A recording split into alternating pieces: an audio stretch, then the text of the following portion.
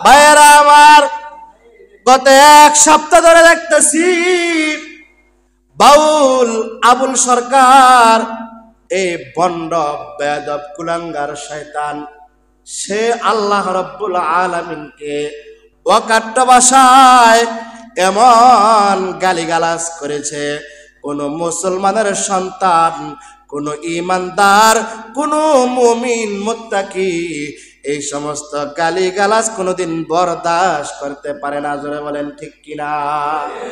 সে আল্লাহ রাব্বুল আলামিনকে নিয়ে যে সমস্ত বাজে মন্তব্য করেছে, ওগুলা মুখের মধ্যে আনলেও মুখ 40 দিন নাপাক হয়ে যায়।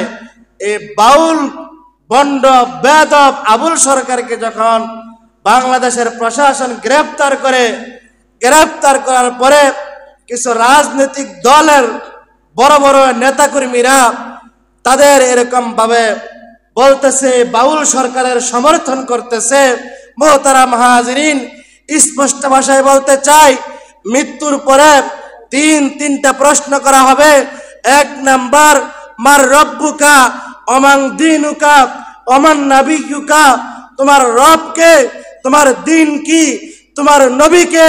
মোহতারাম হাজিরিন, যারা বাউল সরকারদের পক্ষ নিয়ে কথা বলে তাদেরকে এই দেশের মানুষ দেখতে চায় না। জোরে বলেন ঠিক কিনা?